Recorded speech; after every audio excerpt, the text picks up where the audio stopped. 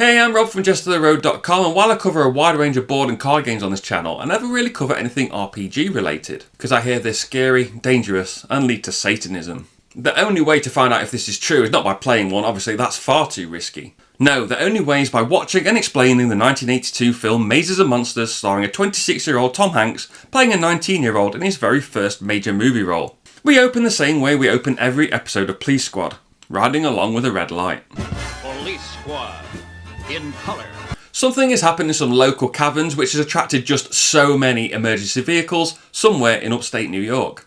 A reporter and a detective talk about how a game of Mazes and Monsters may have got a little out of hand and someone may have died. Then a reporter helpfully expositions the point of the game directly to you. Now, Mazes and Monsters is a fantasy role-playing game in which the players create an imaginary character. These characters are then plunged into a fantasy world of invented terrors. It's kind of a psychodrama, you might say, where these people deal with problems in their lives by acting them out. The reporter thinks a player has lost the distinction between fantasy and reality. But there's no way he could know that, right? I mean, Occam's razor. Somebody maybe fell down, got lost, or just simply got stuck.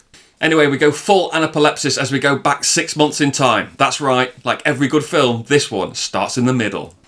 After the intro credits, which gives what feels like a full tour of New York, we're introduced to the Prussian military's finest and one-man YMCA tribute act, J.J. Brockway. He has many different hats. He's very quirky. He walks into his apartment and is immediately height-shamed by his overbearing mum. You have an IQ of 190, I don't suppose it matters if you're that tall. Who shows him the new room design she had arranged for his birthday. Let's just call it sanitarium chic. Next, we're introduced to Kate, who has a long conversation by the water with her mum about her dad leaving. It's very boring. But it's surprisingly progressive for the time, saying that she has to pretend to be dumb because men don't like smart women. You know you have to pretend to be dumb because bright girls scare them? Feelings scare them. That didn't get said a lot on TV back then. Next, we're introduced to Daniel. He's good at computers and wants to make games. His overbearing parents want him to go to MIT, but that's too close to home for Daniel. So far, I'm guessing these families aren't short of a few dollars. We now find ourselves at Grant University, where Kate bumps into Cowboy JJ and they discuss that along with Daniel, they're looking for a fourth player. They don't say for what game, I hope we find out soon. Also on the way to Grant University, we're introduced to Robbie Wheeling. His, again, overbearing dad tells him not to play games. His mum is possibly drunk and very unhappy. Well, may I remind you, whether you like it or not, we are still a family. I hate it when you drink. I drink to get through the day. And also asks him not to play that awful game. And we also get this. Call us collect if you need anything. I will. Thanks, Dad. I call that Chekhov's collect call invitation. In the dining area, Air Commander JJ stares longingly at the notice he's placed on the board. He quite creepily jumps out at Robbie when he even just glances at the notice. Robbie says he used to play Mazes and Monsters, that's the game, but he doesn't anymore. So JJ invites her to a party they're having to celebrate Brigitte Bardot's birthday. He's so quirky. JJ the Builder greets Robbie at the party and Robbie hands over a bottle of wine and JJ says, 1987, great year. 1987, great year. But the film wasn't released until, and as far as anyone can tell is set in, 1982. In the opening credits, Empire is playing in the cinema, which was 1980, which I guess could have been when this footage was taken, but it doesn't help the timeline. At the party, everyone is drinking. Everyone. As someone who doesn't really drink and doesn't get invited to parties, is that really the case? Also, is wine the norm? I thought Americans drank beer from kegs gained via shenanigans and capers, usually upside down or from red Solo cups, which I did not know was a brand name until today. They also mentioned JJ's 16 and the drinking age in New York was raised from 18 to 19 in 1982, so how has a party this loud gone unchecked on campus grounds? And it is loud. It's the room with all the noise. It'll be the room with all the noise. I don't know, I didn't go to uni and wouldn't have been invited to the parties, even if I did. At our party, the four main cast bond over Mazes and Monsters and all being exactly level 9. What are the odds? At level 9 you can create your own scenarios, whatever that means. Does that mean if you're level 1 you need a level 9 to play with? How did they get to level 9? Who creates the scenarios that level 8 can't create? I have so many questions, none of which will be answered. They try to get Robbie to be their fourth player and he declines at first but he's going to play for Kate, wink wink. They start the game with Daniel as the maze controller and they introduce their characters. I am Glacia the fighter. I have great strength and courage, strong armor, many weapons, and I have won the mighty talking sword of Lothia. I am Freelick, the frenetic of Glossamere, the cleverest of all sprites. Not so strong, with enough tricks and powers to take me far and keep me safe. I am Pardue, a holy man. In reaching the 9th level, I have acquired many magic spells and charms, the greatest of which is the graven eye of Timur. But I also have a sword, which I only use should my magic fail me. I'm Buffy, the vampire slayer, and you are? Daniel introduces the scenario and we fade to black. We don't see any gameplay lest our minds be overtaken by the devil. Robbie and Kate get closer with the most romantic of romantic tunes where they study, jog, play mazes and monsters, and walk and talk under an umbrella in a very uninspiring montage. Robbie tells Kate that his brother, called Hall for plot reasons, ran away 3 years ago on his birthday party on Halloween. He'd asked Robbie for all his money so he could go to New York, and so now Robbie's guilty, thinking if he hadn't given the money, maybe he wouldn't have left. I wonder if that will come up again. That night he dreams about Hall, chasing him and calling out to him, but he can't catch him. Wonder if that will come up again. Next, JJ and Daniel talk about women. You know how Kate earlier said she couldn't get a man because she's too clever? Well, in a not so similar fashion, Daniel says it's hard for him to find a girl because he's so good looking, they think he's trouble. Between Daniel's constant string of strange and Rob and Katie's hooking up, there isn't much time for mazes and monsters, and that makes JJ a very sad boy. JJ goes to see Kate, but Robbie answers the door and says they don't have time to play tomorrow, maybe the day after. Listen, are we playing tomorrow? Oh, no, we're kind of busy. How about Wednesday? Sure. JJ leaves and Robbie tells Kate that he seemed unhappy, and Kate said, yeah, he's probably a bit lonely, and so together they get together and decide to do absolutely nothing about it and leave him alone. Sad JJ wants to unalive himself. Maybe I should smash my motorbike into the dorm wall. It's too ordinary. They think it was just an accident. But in a fun way, and goes off somewhere. Then he remembers the caverns from the beginning of the film. That must be what all the emergency vehicles were there for, right?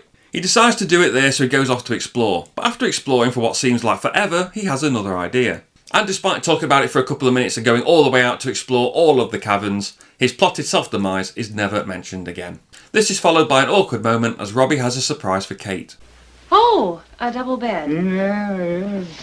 Robbie asks her to move in, but Kate says it's too soon. So now both Robbie and JJ are sad. In my script I've got written sad pout noises, but that's as good as I can do. Finally, all the gang is back together playing mazes and monsters again. JJ falls for the most obvious trap in all of gaming. However, between you and the evil undead is a deep pit, where at the very bottom you can see just a faint glitter. Freelick jumps into the pit to gather the treasure. How much does Freelick get? It's a trap. No. The pit is filled with sharp, gem-encrusted spikes. Freelick, the fanatic of Glossamere, is impaled and dies. Robbie then says what I call Chekhov's not having enough points to be able to perform a particular skill in mazes and monsters. Pardue, save him. Use your power to raise the dead. Well, I can't. I don't have enough points to raise the dead. Everyone, especially Kate, is really kind about it. Aw, JJ, that was really stupid, jumping into the pit without using your sonar first. Really stupid. Why did you do that? They wonder what they're going to do next, and JJ says whatever I say when somebody proposes playing Dune Imperium. I'd like to propose a new game. Seems like JJ wants to use this accident as an excuse to start a new game in the caverns with realistic setting and JJ as the maze controller. The gang are worried they could get expelled as the caverns are dangerous, and once 2 kids went in and were never seen again. To calm everyone's nerves, JJ says this. We'll have to keep it absolutely secret. And then literally the next person he talks to, 40 seconds of runtime later, he says this. I'm inventing the ultimate game of mazes and monsters, Pequod Caverns. You are nuts. JJ the Explorer borrows costumes from the theatre arts department, and the dressed up gang head to the caverns. The gang lark their way through the caverns into an open area. We watched nearly the whole thing in real time. It's very boring. JJ moves on ahead and controls the game as an echoey, unseen voice. Kate looks for... oh, what's his name? JJ? JJ? JJ? JJ? JJ? JJ? JJ? JJ? Jason! A skeleton jumps out. And it's part of a riddle where the group can ask 2 questions. The second question they ask is it helpful? And the skeleton replies, Time will tell. Turns out the answer to the riddle was the way his torch was pointing in his mouth, and nothing to do with time at all. That was some terrible clue giving. If time will tell was going to be the clue, then it should be a clock hand pointing, not a torch, right? Anyway, the party decide to do what all good parties do and splits up. Now, I don't know much, but I know that is a bad idea. Plus, how can the game controller now control 3 branching paths through a complex cave system? Game controller JJ summons a monster by rolling some dice and shouting it randomly into the ether, and it echoes around all the caves. A monster! A monster! A monster! A Goreville! A Goreville! A Goreville! I'm beginning to think that watching this film to safely learn how to play roleplay games is not the best idea. It's all getting a bit too real for Robbie and he starts to freak out, imagining a terrible looking plastic monster who he kills. One plastic skeleton and one imagined monster later and the game is over. But Robbie is still in character acting as Pardue, and Kate sums up the whole theme of the movie. The most frightening monsters are the ones that exist in our minds.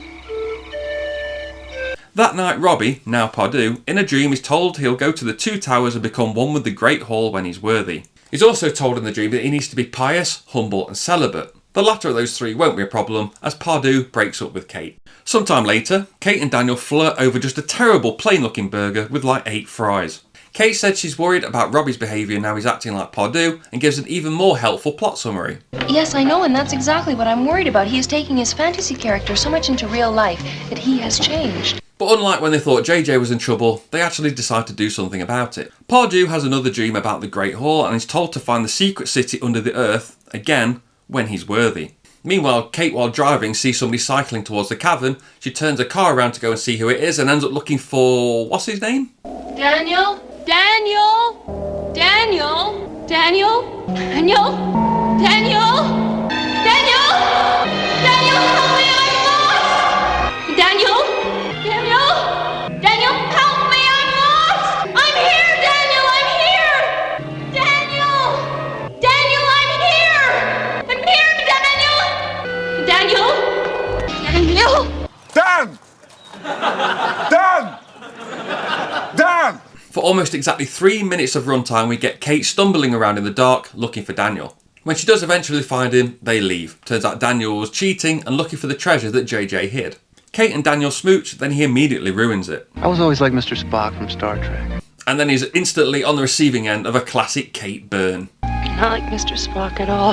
You're like the Tin Man from The Wizard of Oz. Then Kate says to Daniel something a woman has never said to me. I was always afraid to get involved with you because you were so attractive. Back at Grant University, a bunch of people are all in costume, drinking and dancing. I wonder why. Happy Halloween! Happy Halloween! Hey, welcome to the party. Oh, it's a Halloween party. Thank you, film, for letting me know. Although JJ hilariously doesn't wear a hat, which is good commitment to the bit. Pardue leaves the party and has another quick dream where the Great Hall says to go now, you'll know where to find him. Pardue takes off his robes, puts on his least pious casual wear and heads off to find the Great Hall. Daniel goes to someone's room to look for... what's his name? Hey, Robbie. Robbie? Robbie? Hey, have you guys seen Robbie? Please call me Robert. Daniel, half poking his head around the door and shouting Robbie's name a few times into a clearly empty room, unsurprisingly yielded no results. But Robbie left his door unlocked, his clothes and wallet behind and skipped class that morning, so the gang are worried. Kate calls his mum, who is of course drinking, but he's not there.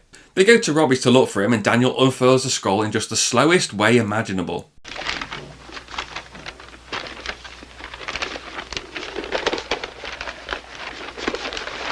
It's a map that says the Great Hall and the two towers, so they think that Robbie's gone to the caverns to start his own game. So the gang go there to check and they search for... what was his name? Robbie! Robbie! Robbie! Robbie! My name is Robert. But they realise the map they found didn't match the caverns, which they did actually say back in the room before they left. Hey, this isn't our maze. Could have saved themselves a trip. They clear out the caverns to remove any evidence of the game and go to the police, who don't take it very seriously, but we do get to hear another classic Kate burn. Maybe you met a young lady. Not Robbie. The detective from the beginning of the film questions the gang one at a time. They lie about having been to the caverns, or even that they currently play Mazes and Monsters. The detective has a theory and joins Kate in helping us, the viewer, get to the crux of the theme of the film. What do you guys think happened? One of the players Robbie played with got carried away and killed him. Well, that's kind of far out. Mazes and Monsters is a far-out game. Daniel, Kate and JJ, wearing a disappointingly repeated hat, discuss lying to the police and what they're going to do next. So what are we going to do? Then we go full prolepsis to the start of the film, riding along with a flashing light once again. In fact, we get a full 60 seconds of repeated content from the beginning of this film because there is nothing they won't do to pad out the runtime. JJ sneaks a map of the caverns into the detective's car so they can help them out without incriminating themselves. The next day they go to the police station and the detective gives them some really positive news. You want to know the truth? We don't have idea one where Robbie Wheeling is. And I don't know if we ever will. The only thing I know is that if he's in those caverns, he's dead. Kate, Daniel and JJ decide to use their game playing skills in order to find Robbie. Now that sounds silly, but their thinking is that if Pardue wrote the map and Pardue is in character, then they need to be in character in order to help. Gotta respect that. And then Kate finally links the Great Hall to Robbie's brother, Hall. Pardue staggers around pre-2001 New York looking for two towers. Yes, we all know where this is going, and yes, it's still very sad. He wanders into some street toughs and runs into a dead end. But still, in the fantasy world, he sees them as the plastic monster he saw in the Caverns and legit stabs one with a knife. This needs to snap him out a bit, and Robbie calls Kate using a collect call. Remember earlier his dad said to use a collect call? It all circles back. He tells Kate he can't remember why he's there and that he's scared. There's blood on my knife! Knife? What happened? It's on my hands! I think I killed somebody! I know I killed somebody! And the Oscar goes to Tom Hanks. Kate tells Robbie to meet them at JJ's apartment, but on the way there he bumps into some similar looking street toughs, has a flashback, snaps back into character and disappears down into the subway. After stumbling around in the subway for what seems like forever, he gets Mulholland Drived a full 20 years before Mulholland Drive was even a thing.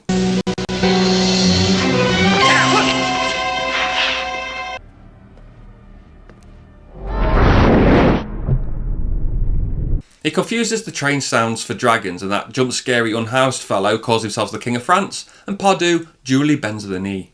After some confusing dialogue, the King of France gives Pardue directions to the two towers. Meanwhile, the gang go back to JJ's apartment to meet Robbie/Pardue, and he loves the new safari/film set look his mum gave him. If only he had a suitable hat. JJ finally has the revelation that the two towers they're looking for in New York might be the two towers, the World Trade Center. To be fair, they are referred to as the Twin Towers, and when they think of the two towers, they always think of Lord of the Rings. The nerds. Wait, not the book?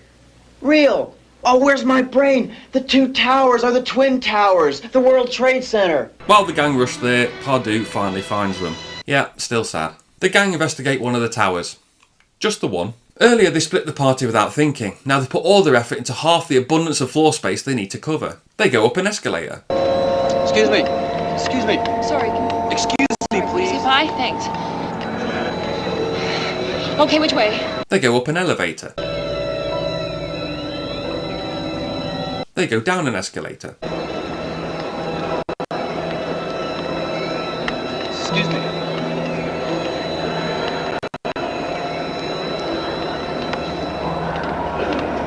Pardue goes up an escalator.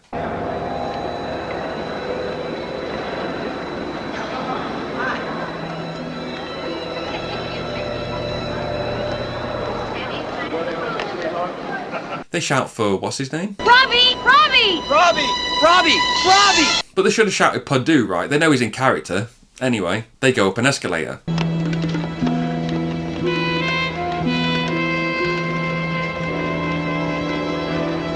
Which way? Pardue goes up an elevator. Robbie! They go up an elevator.